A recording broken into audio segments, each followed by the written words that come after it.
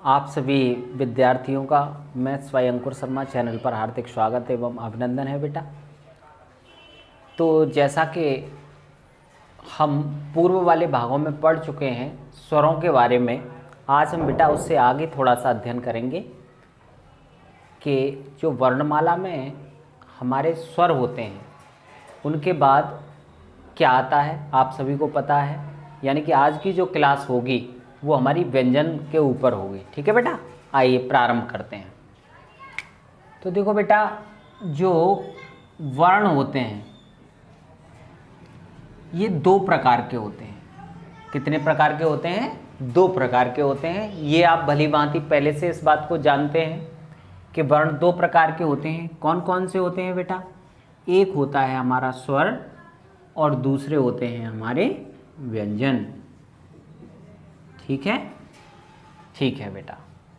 स्वरों के बारे में हम अध्ययन कर ही चुके हैं हम अपने पूर्व वाले भागों में। यदि कोई विद्यार्थी पहली बार चैनल पर आया है तो मेरा उससे विशेष अनुरोध रहेगा बेटा कि आप पहले भाग से क्लासों को देखें। ठीक है, चलिए। क्योंकि आज हम स्वरों की ज़्यादा बात तो करेंगे नहीं, थोड़ी सी बात मैं इसकी बता देता हूँ स्वर के बारे में कि बेटा जो स्वर होते हैं वो स्वतंत्र होते हैं। इनके उच्चारण में हमें और किसी वर्ण की सहायता की आवश्यकता नहीं होती है। यानी कि इसमें से इम्पोर्टेंट बात एक ये निकलती है स्वर के बारे में कि ये स्वतंत्र होते हैं। कैसे होते हैं बेटा? स्वतंत्र होते हैं। ठीक है। और बेटा व्यंजन क्या होते हैं? तो बेटा व्यंजन वे वर्ण होते हैं जो स्वरों की सहायता से बोले जाते हैं। समझ में आ रही है बेटा आपके बात? आइए दोबारा से वे समझते हैं इस बात को कि व्यंजन क्या होते हैं। व्यंजन बेटा वे वर्ण होते हैं जो स्वरों की सहायता से बोले जाते हैं या उच्चारित होते हैं। ठीक है, चलिए मैं लिख देता हूं। वे वर्ण जो स्वरों की सहायता से बोले जाते हैं।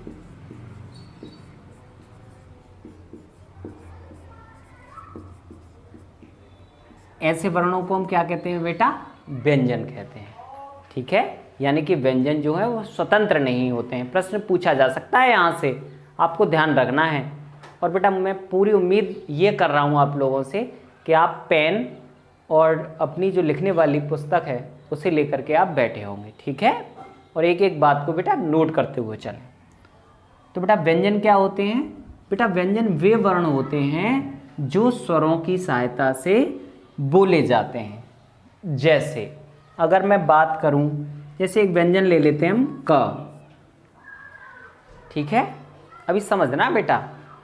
देखो जो ये क है, अगर इसे हम थोड़ी देर बोलते हैं क, तो देखो अ की जो आवाज़ हमारी आ रही है तो अ क्या है? हमारा स्वर है, आप सभी जानते हैं। तो बेटा ये जो क है ये दो चीज़ों से मिलकर के बना, क और अ से।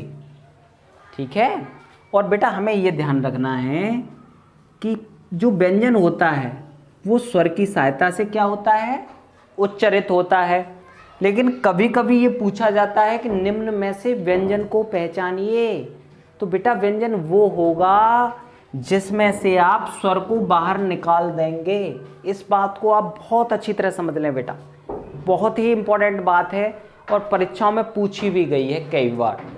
अभी मैं आपको बताऊं तो यूपी टेट के एग्जाम में पूछा गया प्रश्न था कि निम्न में से व्यंजन को पहचानिए। ठीक है बेटा, तो ध्यान रखना है बेटा। देखो बेटा इस क के नीचे आप ये जो एक चिन्ह सा देख रहे हैं, इस चिन्ह का नाम होता है हल चिन्ह। कौन सा चिन्ह? हल चिन्ह। तो ये जो चिन्ह है ये वाला, इसका नाम भी आप याद रखिए। कौन सा चिन्ह है ये? हल चिन्ह है। पूछा जा सकता है आपसे। ठीक है, कि व्यंजन वर्णों के नीचे जो रेखा खींची जाती है या जो चिन्ह लगाया जाता है उसका नाम बताइए, तो उसको हम कहते हैं हल चिन्ह। ठीक है, या हम कह सकते हैं हलंत। अब बेटा ये काम क्या करता है? तो मेरे बेटाओ जिसके नीचे ये हल चिन्ह लग जाता है, जैसे देखो यहाँ क के नीचे लगा हुआ है, तो जैसे ही ये किसी वर्ण के नीचे लग जाएगा उस वर्ण को आधा कर देता है। समझ रहे हैं ना आप मेरी बात को? तो यहाँ पर देखिए जैसे ही मैंने इसके नीचे ये हल चिन्ह लगाया तो इसमें से स्वर बाहर निकल गया, अ बाहर आ गया। तो अब ये जो रूप आप देख रहे हैं यही होता है व्यंजन का ओरिजिनल रूप। समझ पा रहे हैं आप? तो हमेशा ध्यान रखना है क व्यंजन नहीं है, लेकिन क के नीचे यदि हम ये हल चिन्ह लगा देते हैं तब ये वास्तविकता में व्यंजन बनता है। ठीक है बेटा? तो अभी तक हमने दो इंपॉर्टेंट बात देखी। कौन कौन सी? कि वे वर्ण जो स्वरों की सहायता से बोले जाते हैं उनको हम क्या कहते हैं? व्यंजन कहते हैं। अब व्यंजन को पहचानेंगे कैसे बेटा? तो जिसके नीचे ये हल चिन्ह लगा होगा वो ही हमारा क्या होगा? व्यंजन होगा। बिल्कुल सही। तो बेटा आज जो हमारी बात चल रही है वो व्यंजन को लेकर के ही चलनी है। ठीक है, चलिए इसे थोड़ा सा हम साफ कर देते हैं और इससे आगे फिर हम व्यंजन के बारे में अच्छी तरह से समझते हैं। ठीक है, तो बेटा पूरा ध्यान रखना है हमें। ठीक है, चलिए आते हैं हम पॉइंट की ओर।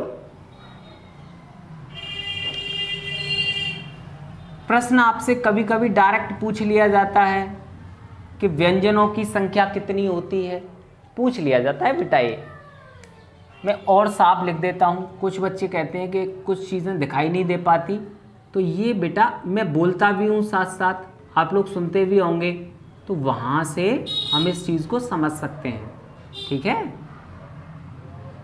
तो बेटा ये देखो व्यंजन, व्यंजन की हम बात करने वाले हैं। तो सबसे पहला प्रश्न हमारा यहाँ से बनता है कि व्यंजनों की संख्या कितनी होती है। तो बेटा आपको ध्यान रखना है कि जो व्यंजनों की संख्या होती है वो हमें बतानी है 33। कितनी संख्या बतानी है? 33 संख्या बतानी है। ठीक है, आइए थोड़ी सी चर्चा कर लेते हैं हम कि 33 व्यंजन किस प्रकार होते हैं। तो चलो बेटा देखते हैं। तो बेटा जो व्यंजनों का प्रारंभ होता है वो क से होता है। कहाँ से होता है? क से। लेकिन इस क के नीचे भी हमें क्या लगाना चाहिए? कायदे से हलंत लगाना चाहिए। ये बात अभी हम सीखिए, अभी सीखी है ना आपने? ठीक है, तो इसके बाद जो है क्या है? ये ख, फिर क्या है? ग, फिर क्या है आपका? घ, और ये क्या है आपका बेटा? अंगा। क्या बोलेंगे इसे? अंगा। ठीक है, इन सब के नीचे कौन सा चिन्ह लगेगा? हल चिन्ह लगेगा। तो बेटा ये क ख ग घ ङ। इसके बाद नंबर आता है हमारा च, छ, ज, झ और य। ठीक है बेटा?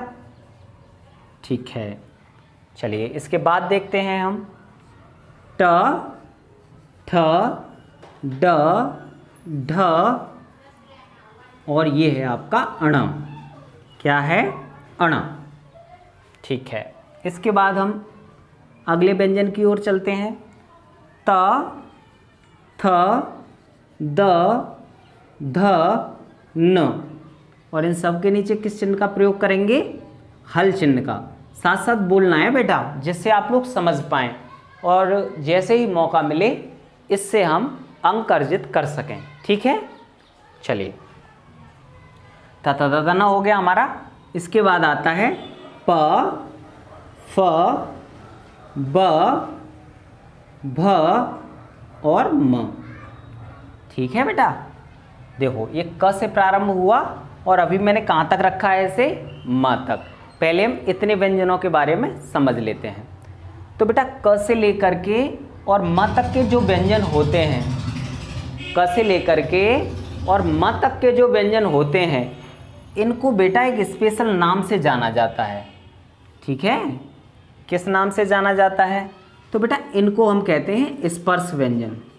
कौन से व्यंजन कहते हैं? स्पर्श व्यंजन। सबसे ज़्यादा इम्पोर्टेंट बात है, कभी कभी पूछ लिया जाता है कि स्पर्श व्यंजनों की संख्या कितनी होती है। तो बेटा देखो बड़ा आसान है इनको गिनना।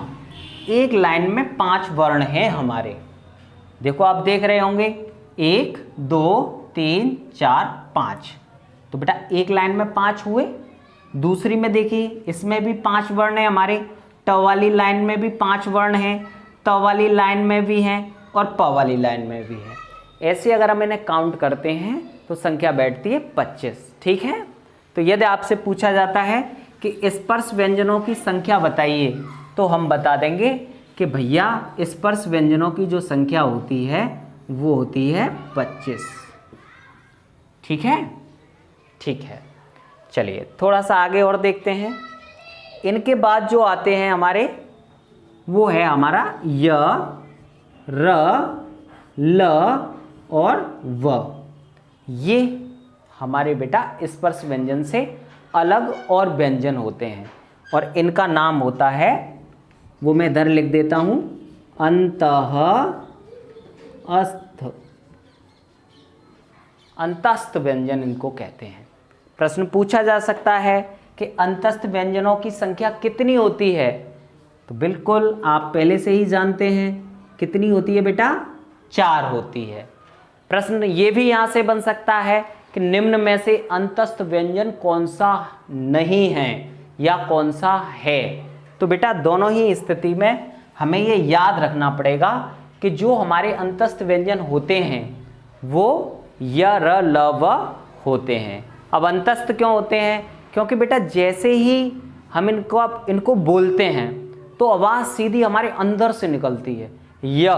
यानी कि जो हमारी जीभ है वो कहीं स्पर्श नहीं करती।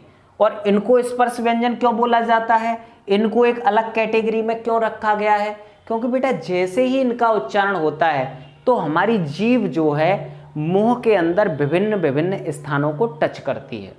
अब विभिन्न विभिन्न स्थान कौन से हैं, देखो बेटा कंठ होता है, ओष्ठ है हमारा, ठीक है, तालु है। तो ये बात हम अलग से और भी सीखेंगे, अभी थोड़ा सा आप लोग समझ लें। यानी कि जीभ के भिन्न भिन्न स्थानों को छूने के बाद ये बोले जाते हैं, इसीलिए इनको कहते हैं स्पर्श व्यंजन। और ये डायरेक्ट हमारे अंदर से आवाज़ आती है, इसीलिए बेटा इनका नाम क्या होता है, अंतस्थ होता है। बिल्कुल सही समझ रहे हैं आप, ठीक है। चलिए थोड़ा सा आगे और समझते हैं। अंतस्थ के बाद, या नीचे मैं नहीं लिख रहा हूँ, आप लोग समझ जाना क्योंकि दिखाई नहीं देगा फिर आपको, मैं इधर लिख देता हूँ उसे। तो बेटा अंतस्थ के बाद जो हमारे आते हैं वो आते हैं ऊष्म व्यंजन। कौन से व्यंजन, ऊष्म।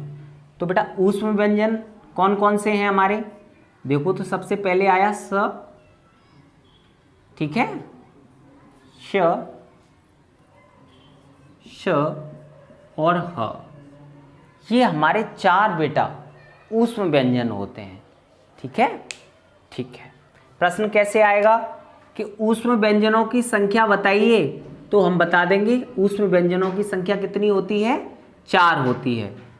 ऊष्म व्यंजन कौन कौन से होते हैं हमारे, आप लोग देख ही रहे हैं, ये हमारे कौन से व्यंजन बोले जाते हैं, ऊष्म व्यंजन। और बेटा ऊष्म व्यंजनों का एक और नाम होता है, आप लोग लिख रहे हैं तो इसे नोट कर लेना, इनको कहते हैं हम संघर्षी। कौन से व्यंजन है ये, संघर्षी। प्रश्न पूछा जाए कि संघर्षी व्यंजनों की संख्या बताइए, तो गलती नहीं होनी चाहिए बेटा, आप बता देंगे। कितने होते हैं संघर्षी व्यंजन हमारे, 4 होते हैं, ठीक है। कौन कौन से होते हैं, ये होते हैं, ठीक है। तो संख्या भी लिख देते हैं बेटा, कितनी संख्या होती है इनकी, 4। चलिए इसके बाद बेटा आगे देखते हैं। अब यहाँ पर कुछ बच्चे कह रहे होंगे कि सर आपने यहाँ हल चिन्ह नहीं लगाया, यहाँ पे भी आपने हल चिन्ह नहीं लगाया। तो बेटा इतने आप लोग समझदार अब हो चुके हैं, ठीक है, कि प्रत्येक व्यंजन के नीचे हल चिन्ह का होना आवश्यक होता है, क्योंकि तभी वो व्यंजन बनता है, ठीक है। आइए एक और इम्पॉर्टेंट बात मैं आपको यहाँ से बता देता हूँ कि देखिए बेटा आप देख रहे होंगे जितने भी वर्ण यहाँ पर मैंने लिखे हैं, तो उन सब के ऊपर एक ऐसी लाइन सी खींची है मैंने, खिंच रही है कि नहीं खिंच रही, मैं आपको बता देता हूँ। देखिए ऐसी, मैं इसकी बात कर रहा हूँ, ठीक है।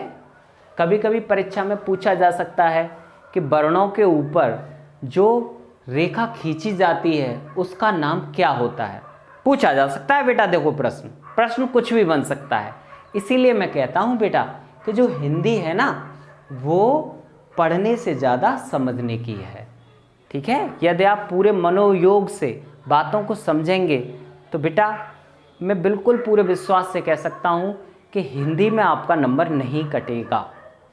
ठीक है, आइए बिंदु पर आते हैं दोबारा से। और देखो बेटा, चैनल को लाइक कर दो और इसे शेयर कर दो। ठीक है, हाँ।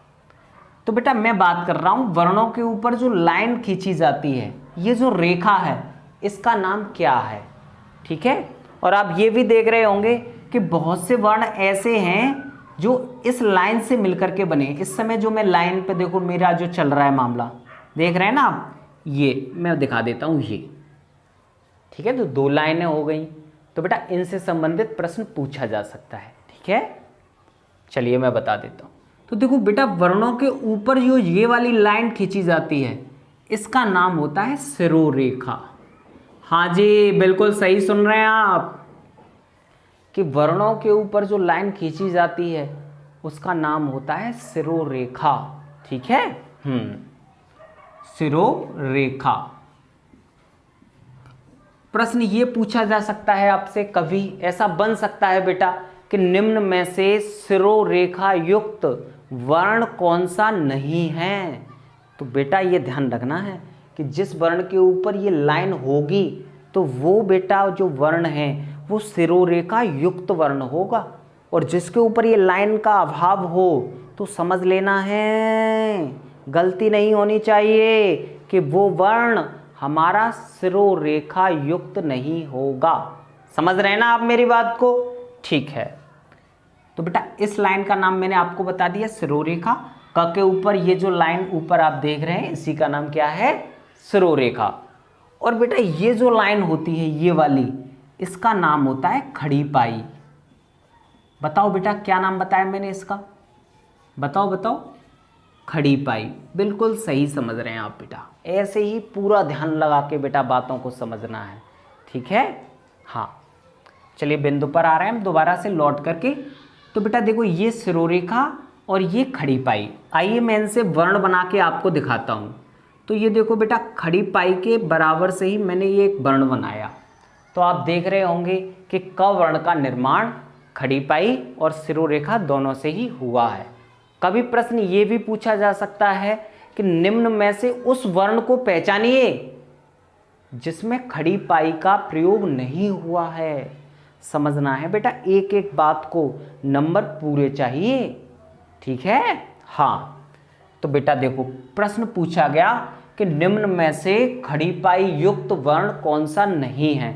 तो आप बेटा देख लेना मामले को, जैसे मैं बता रहा हूँ। देखो ये ट जो है बेटा, इसमें कहीं खड़ी पाई का प्रयोग नहीं हो रहा है। ये ड जो है इसमें कहीं खड़ी पाई का प्रयोग नहीं हो रहा है।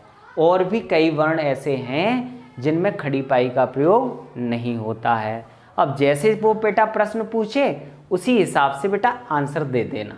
ठीक है, हाँ जी। तो बेटा थोड़ा सा आगे हम चलते हैं। हम बात कर रहे थे व्यंजन की। तो व्यंजन जो हैं आपको पता है कि ये किसकी सहायता से बोले जाते हैं? स्वरों की सहायता से बोले जाते हैं। और व्यंजन स्वतंत्र भी नहीं होते हैं, क्योंकि इनको बोलने के लिए किसकी आवश्यकता पड़ रही है हमें? स्वरों की। तो बेटा सामान्य आधार पर तो हमने ये बातें समझ ली हैं। सबसे पहले मैंने आपको बताया कि संख्या कितनी होती है? 33। अब 33 कैसे होती है, आइए मैं वो भी आपको समझा देता हूँ। तो देखो बेटा इधर समझ लेते हैं कि संख्या 33 कैसे होती है। तो देखो बेटा सबसे पहले हमने पढ़े स्पर्शी व्यंजन, स्पर्श व्यंजन। ठीक है, तो बेटा स्पर्श व्यंजनों की संख्या कितनी होती है बताइए आप? तो आप बताएंगे कि सर 25 होती है। बिल्कुल सही बताया आपने। फिर मैं पूछूंगा बेटा अंतस्थ व्यंजनों की संख्या कितनी होती है? अंतस्थ व्यंजनों की संख्या कितनी होती है? आप बताएंगे कि सर अंतस्थ व्यंजनों की संख्या 4 होती है। फिर मैं आपसे पूछूंगा बेटा ऊष्म या संघर्षी व्यंजनों की संख्या बताओ। ऊष्म या संघर्षी व्यंजनों की संख्या बताओ। आप बड़े खुश होकर कह देंगे मुझसे कि सर ऊष्म व्यंजनों की संख्या 4 होती है। बिल्कुल सही बता रहे हैं आप। तो बेटा आप इन सबको योग करके देखो, आप इन सबको जोड़ के देखो, इनका योग कितना होता है ये देखिए आप।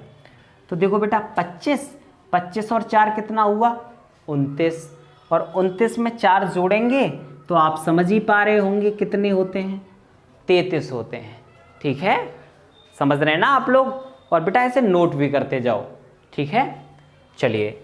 लेकिन बेटा कभी कभी एग्जामिनर थोड़ा सा घुमाने के लिए प्रयास करता है बच्चों से। वो ये चाहता है बच्चा थोड़ा भ्रमित हो जाए, या मैं अपने शब्दों में कहूँ तो वो वास्तविकता में ये जानना चाहता है कि वास्तविक ज्ञान किस बच्चे के अंदर है, वो हिंदी की पूरी बातों की जानकारी रखता है या नहीं रखता है। इसलिए कभी कभी क्या होता है कि प्रश्न ऐसे वो पूछता है, मैं प्रश्न को टाइप बना रहा हूँ, आप लोग थोड़ा सुनने का प्रयास करेंगे इसे और समझेंगे उसे।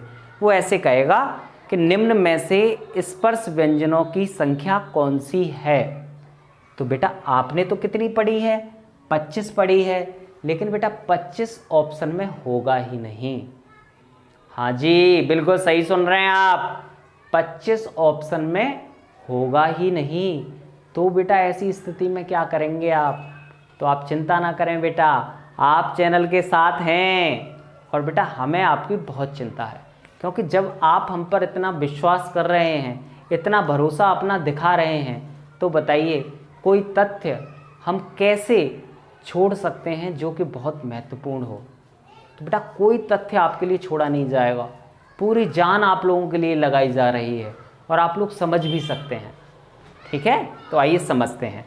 तो देखो बेटा, ये ड के पास में एक ये होता है, ये आप लोग देखा होगा, इधर मैं चलिए बना देता हूँ और अच्छी तरह से आप लोगों को दिखाई भी दे जाए।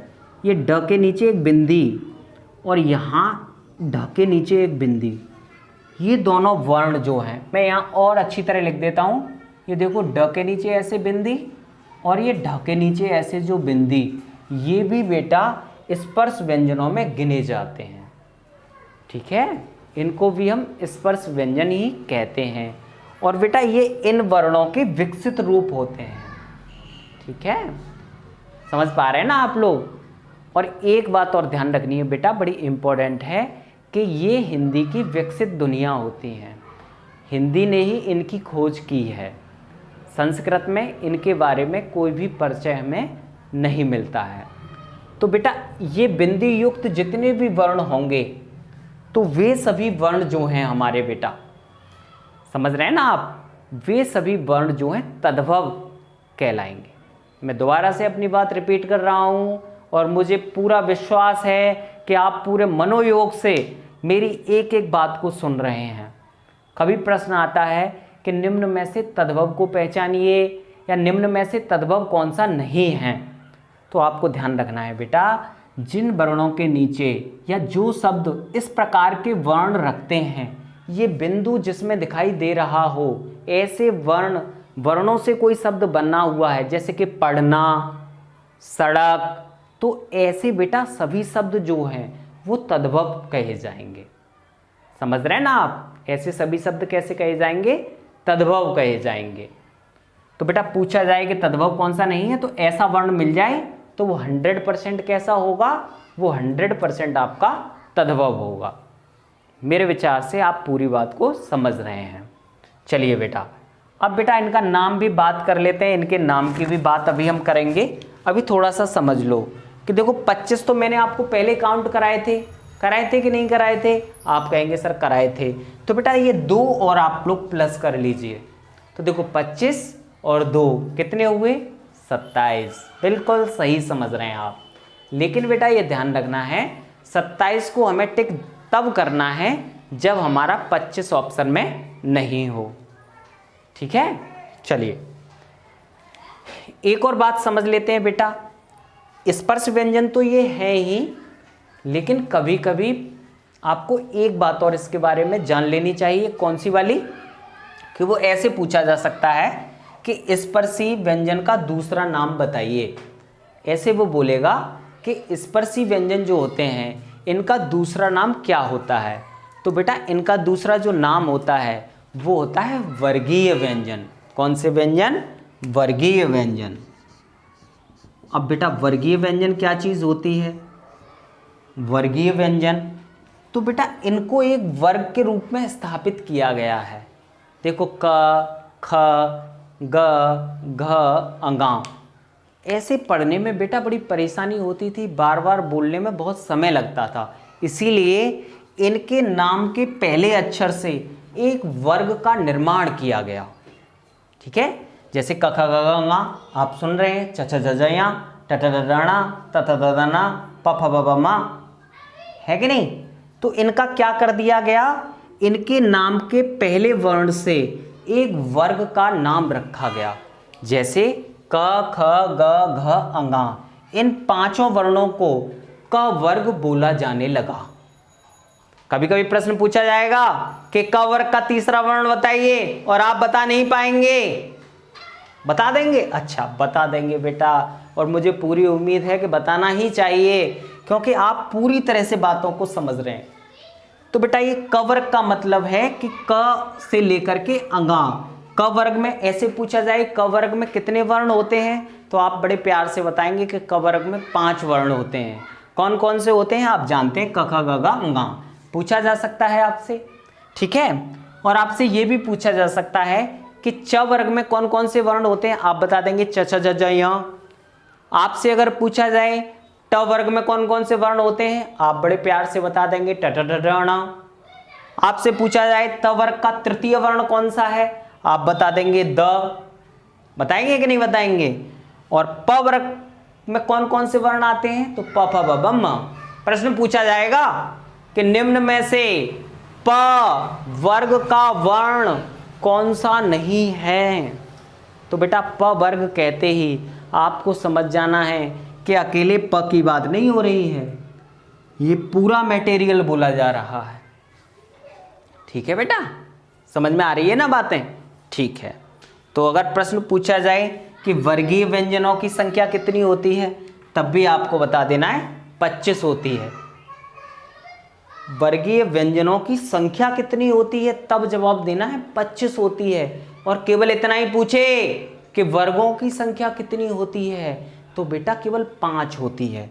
वर्गों की संख्या कितनी होती है, 5 होती है। कौन कौन से होते हैं वर्ग, आइए मैं थोड़ा सा आपको स्पष्ट करने के लिए अच्छी तरह से आपको यहाँ लिख के मैं बता देता हूँ। ठीक है, चलिए। और मुझे बेटा पूरी उम्मीद है कि आप मेरी मेहनत को जाया नहीं जाने देंगे, आप एक एक बात को ध्यान से समझेंगे। तो बेटा पहला वर्ग होता है हमारा क वर्ग, दूसरा होता है च वर्ग, फिर आपका ट वर्ग, इसके बाद त वर्ग, और अंत में बेटा आएगा प वर्ग। प्रश्न पूछा जा सकता है, प्रश्न पूछा जा सकता है, और पूछा ही जाएगा। ऐसे पूछा जाएगा बेटा कि निम्न में से कौन सा वर्ग नहीं है, तो ध्यान रखना है वर्ग केवल 5 होते हैं।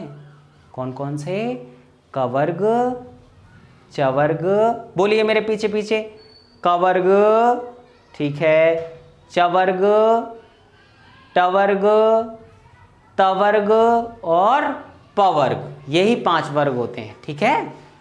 तो बेटा जैसा कि आप लोगों ने देखा कि वर्गों के बारे में आप लोगों को जानकारी हो गई है कि वो प्रश्न कैसे पूछेगा, तो आप इसके लिए भी पूरी तरह तैयार हैं।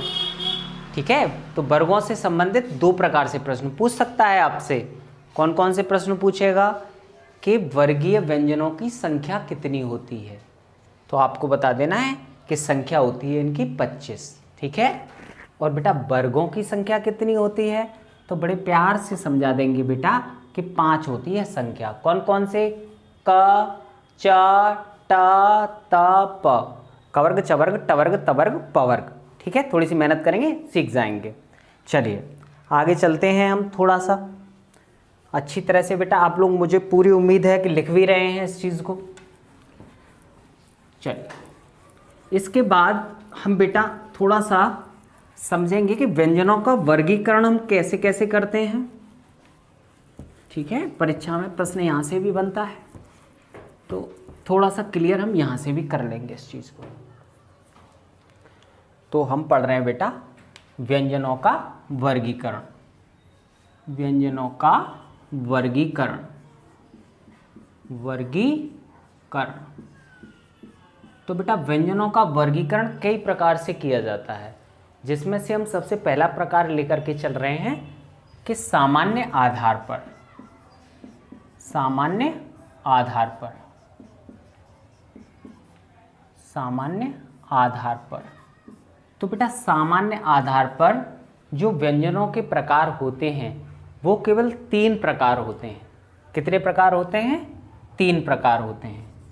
3 प्रकार होते हैं। कौन कौन से होते हैं आइए बात कर लेते हैं उनकी।